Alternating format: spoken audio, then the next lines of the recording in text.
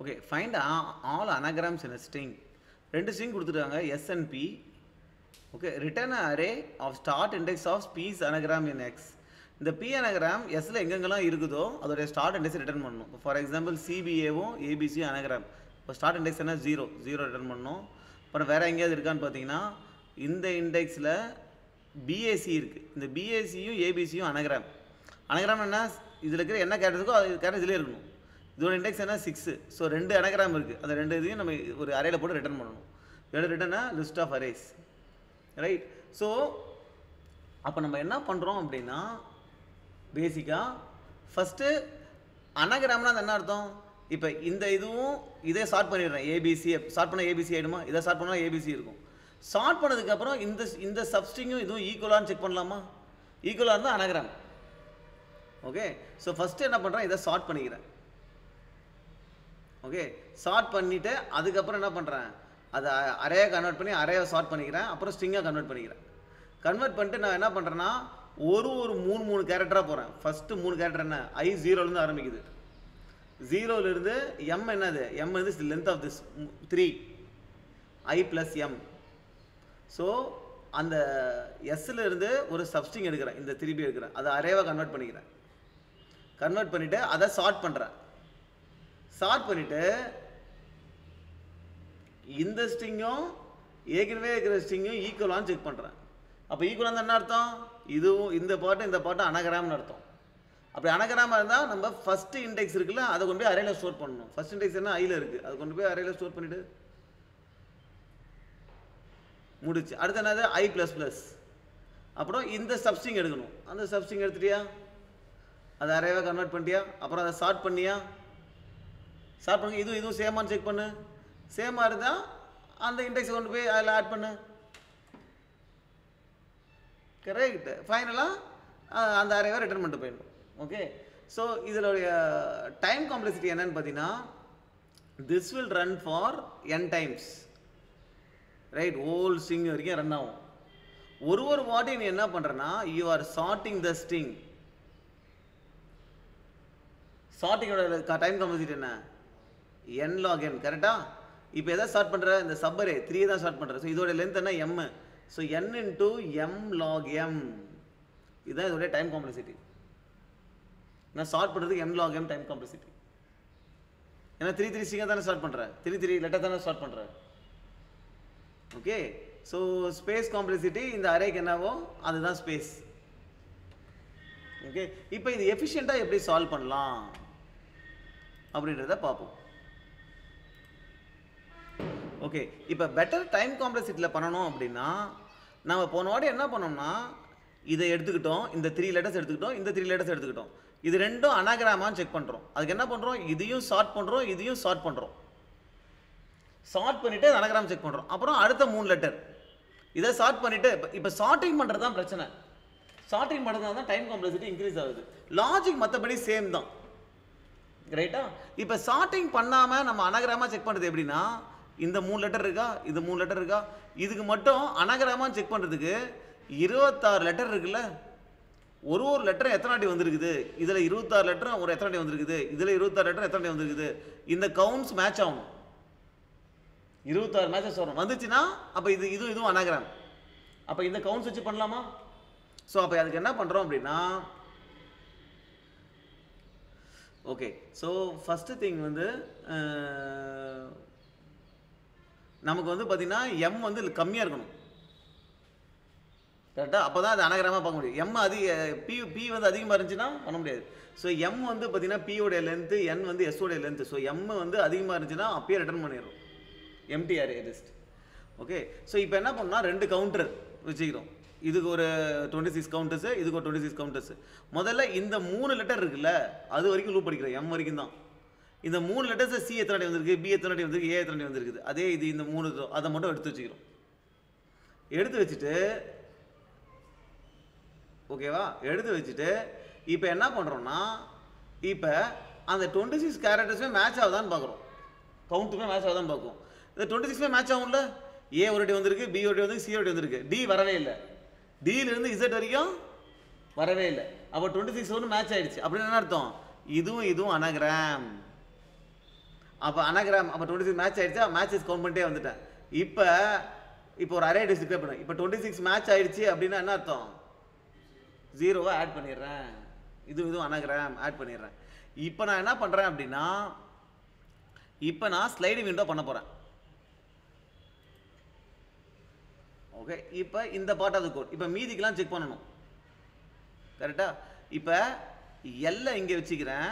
2 point slide விண்டோவுக்கு. R வந்து பார்த்தீங்கன்னா பியோட லென்த் இருக்குல்ல, இங்கே வச்சுக்கிறேன் ஆரை. இப்போ நான் என்ன பண்ணணும்னா எல் இருக்கிற டேட்டாவை ரிமூவ் பண்ணணும், ஆரில் இருக்கிற டேட்டா இதை ஆட் பண்ணணும். கரெக்டா? ஸோ அப்போ என்ன பண்ணுறேன்னா எல்ல 0 வச்சுருக்கேன். ஆர் எங்கேருந்து போவோம்? எம்லேருந்து எண்டு வரைக்கும் போவோம் 6.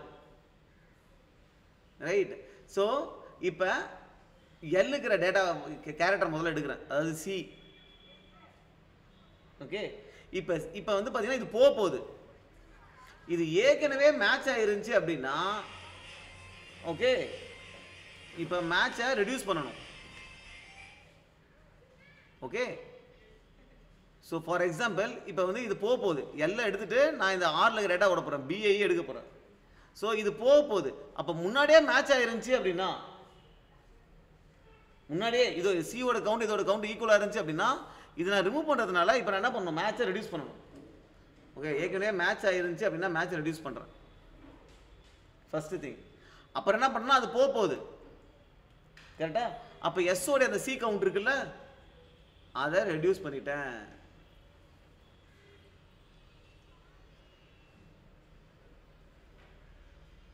ஓகே, இப்போ சின்றது என்ன, அந்த இண்டெக்ஸ், அந்த கேரக்டருக்கான இண்டெக்ஸ் தான் இந்த சி.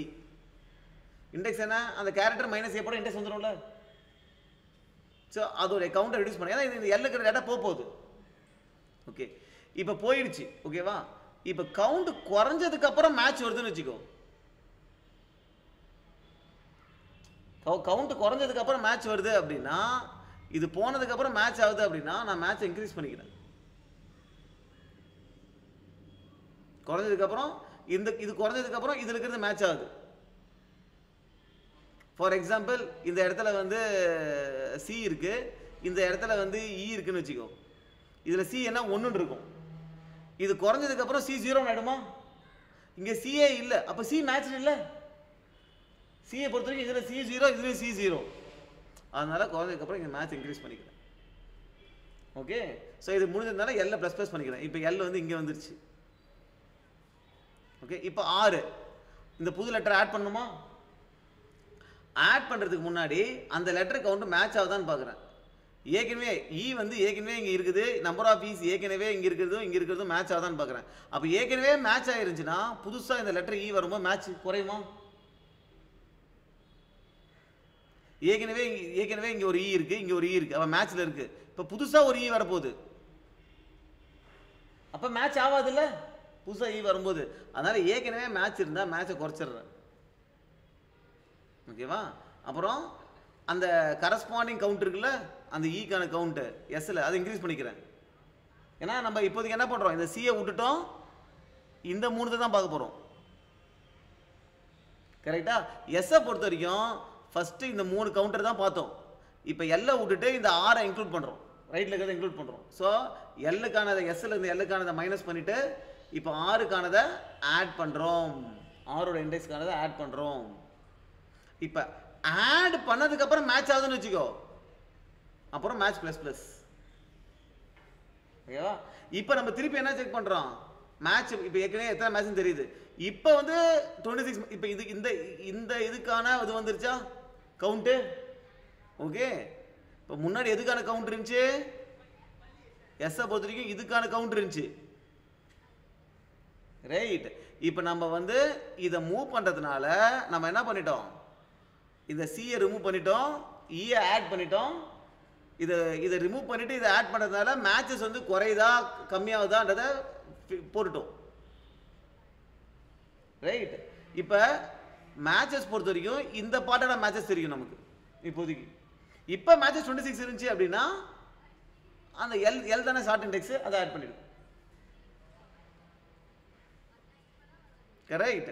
ஸோ அதே மாதிரி இப்போ அடுத்து என்ன ஆகும், இந்த எல் இங்கேருந்து இங்கே வரும், நம்ம ஆர் இங்கேருந்து இங்கே போவோம். இப்போ ஏஇ இதுக்கு எத்தனை மேட்சஸ் இருக்கு? ஸோ மேட்சஸ் எப்படி மாறுது?